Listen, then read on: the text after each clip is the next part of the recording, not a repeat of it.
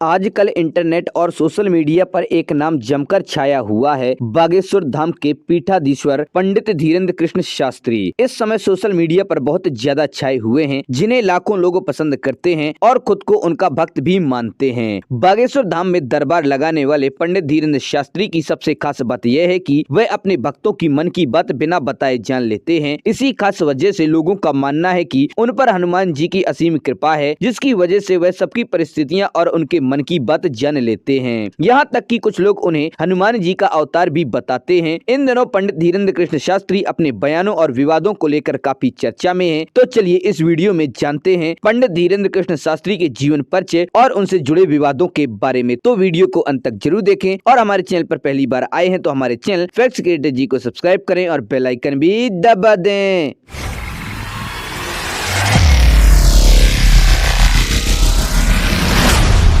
धीरेन्द्र कृष्ण शास्त्री उर्फ बागेश्वर महाराज की जन्मतिथि 4 जुलाई 1996 है। छतरपुर जिले के गढ़ा गांव उनका पैतृक स्थान है, जहां से इनके जीवन की शुरुआत होती है। इनके परिवार की आर्थिक स्थिति बेहद ही कमजोर रही है। पिता राम करपाल गर्ग एक पुजारी थे जो यजमान बनकर कथा कहते थे और माता सरोज गर्ग साधारण गृहिणी थी। उनका पालन पोषण बेहद सादे ढंग से किया गया था। धीरेन्द्र कृष्ण शास्त्री के दादाजी श्री भगवान दास गर्ग को अपना सच्चा गुरु मानते थे। उनके दादा निर्मोही अखाड़े के सदस्य थे। दादा के सानिध्य में ही धीरेन्द्र शास्त्री का लगाव रामायण और भगवत गीता से हुआ था। धीरेन्द्र कृष्ण जी ने अपनी प्रारंभिक शिक्षा गांव के सरकारी स्कूल से प्राप्त की। उनके गांव में स्कूल नहीं था, इस वजह से उन्होंने इंटरमीडिएट तक की परीक्षा शहर से पूरी की। कला वर्ग से स्नातक करने के बाद उन्होंने अपने जीवन में समाज सेवा को समर्पित कर दिया। मानव सेवा को उन्होंने अपने जीवन का मुख्य लक्ष्य बनाया था। धीरेन्द्र कृष्ण की वंशावली ब्राह्मण है। शुक्ला परिवार में जन्म लेने के कारण बचपन से ही घर में पूजा पाठ और भक्ति का माहौल था, जिसका असर बालक धीरेन्द्र के मन मस्तिष्क पर भी पड़ने लगा। दादा भगवान दास गर्ग जैसे सिद्ध संत की छत्र छाया में बड़े हुए धीरेन्द्र कृष्ण जी ने उन्हें अपना गुरु बनाया। उनके दादा का बागेश्वर धाम से गहरा संबंध रहा है। वे निर्मोही अखाड़े के पास हनुमान मंदिर में लगने वाले दरबार का नेतृत्व भी किया करते थे। अपने दादाजी से प्रेरणा लेकर धीरेन्द्र कृष्ण ने भी दिव्य दरबार का हिस्सा बनना प्रारंभ कर दिया। उस दिव्य दरबार के कारण धीरेन्द्र कृष्ण जी मशहूर हो गए और लोग उनके कथा वाचन को काफी पसंद करने लगे। कई बार बागेश्वर महाराज जी ने यह बात भी कही है कि उन्हें जो भी सिद्धि और शक्तियां प्राप्त हैं वह सब उनके दादा भगवान दास गर्ग जी का ही आशीर्वाद है। धीरेन्द्र कृष्ण शास्त्री और बागेश्वर महाराज का दावा है कि वे भक्तों की सारी विनतियों को सुनकर हनुमान जी के पास पहुंचाते हैं। लोगों का मानना है कि बाबा बागेश्वर भूत प्रेत भी भगाते हैं। भक्त सिर्फ पर्ची पर अपना नाम लिखकर बाबा बागेश्वर तक पहुँच जाते हैं और वह नाम पढ़कर बिना बोले उनकी सारी समस्या बता देते हैं। वैसे तो पंडित धीरेन्द्र कृष्ण शास्त्री बागेश्वर धाम सरकार के नाम से पूरे भारत में मशहूर हैं, लेकिन इन दिनों लोग उन्हें चमत्कारी बाबा के नाम से भी जानने लगे हैं। हो सकता है कि शायद आप धीरेन्द्र कृष्ण शास्त्री जी के चमत्कारों से परिचित ना हो, पर आपको बता दे कि वे लोगों के मन की बात बिना बताए भी जान लेते हैं। बागेश्वर धाम में दरबार लगाने वाले पंडित धीरेन्द्र कृष्ण शास्त्री आज पूरे भारत के लोगों के लिए आस्था का केंद्र बन गए हैं। रोजाना लाखों लोग उनके पास अपनी अर्जियां लेकर आते हैं और अपनी समस्याओं का निदान पाते हैं। पंडित धीरेन्द्र कृष्ण शास्त्री लोगों के नाम की पर्चियां निकालते हैं और उनकी समस्याओं को उनके सामने रख देते हैं। कमाल की बात यह है कि इस मामले में उनसे कोई चूक नहीं होती है और ना ही कभी उनकी बात गलत साबित होती है। दरबार में आने वाले लोगों को यह भी नहीं बताना पड़ता है कि वे किस लिए आए हैं और उनकी समस्या क्या है। शास्त्री जी बिना बताए ही लोगों के मन की बातें जान लेते हैं और अर्जी लगाने वाले इंसान को बिना जानकारी लिए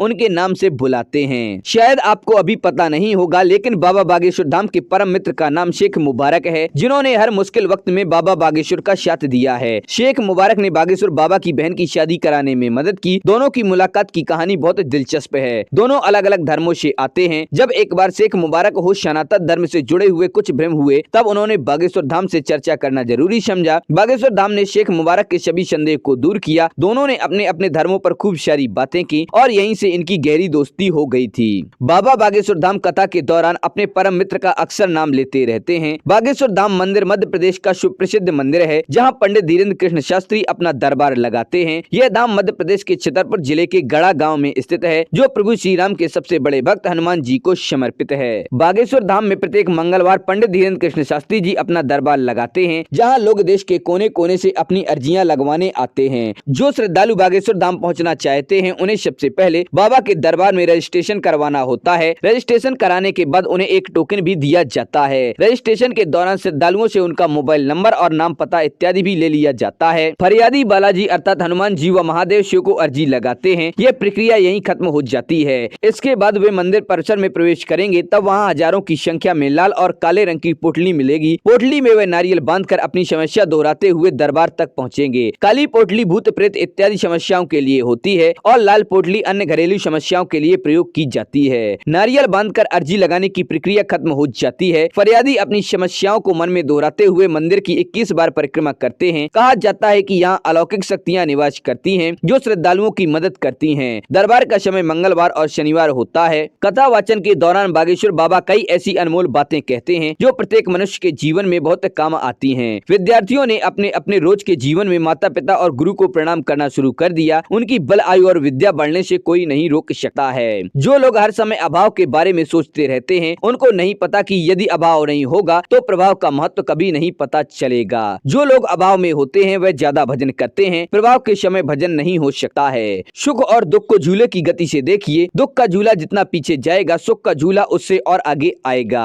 प्रार्थना मनुष्य को हर बुरे समय से बचाती है। साल 2022 में पंडित धीरेन्द्र कृष्ण शास्त्री जी को 3 पुरस्कारों से सम्मानित किया गया था। जून 2022 में ब्रिटेन दौरे पर इन्हें संत शिरोमणि पुरस्कार के साथ साथ वर्ल्ड बुक ऑफ लंदन और वर्ल्ड बुक ऑफ यूरोप नामक पुरस्कारों से भी सम्मानित किया गया है। 14 जून 2022 के दिन पंडित धीरेन्द्र कृष्ण शास्त्री को ये तीनों पुरस्कार ब्रिटेन संसद द्वारा दिए गए, जिस दौरान पूरा संसद जय श्री राम के नारों से गूंज उठा। पंडित धीरेन्द्र कृष्ण शास्त्री को मिले ये पुरस्कार भारत के लिए गौरव की बात है। अगर बात करें कि बागेश्वर धाम क्यों ज्यादा चर्चा में छाए हुए हैं, तो नागपुर की अंधश्रद्धा निर्मूलन समिति अंधविश्वास के खिलाफ कैंपेन करने वाली एक संगठन समूह है। इन्होंने बागेश्वर महाराज पर अंधविश्वास फैलाने का इल्जाम लगाया था। कहा कि बागेश्वर महाराज को जब अपना चमत्कार दिखाने के लिए चुनौती दी गई, तब वह कथा बीच में ही छोड़कर कहीं भाग गए थे। हालांकि इस मुद्दे पर बागेश्वर महाराज ने भी बयान जारी किया और कहा कि जिस संगठन ने उन्हें चुनौती दी है, वे उन्हें शहर से दूर रायपुर में आमंत्रित कर रहे थे, लेकिन रायपुर जाने के लिए अभी संभव नहीं था। इस कारण उन पर झूठे इल्जाम लगाए जा रहे हैं और वह अपनी राम कथा बीच में छोड़कर रायपुर कैसे जा सकते थे,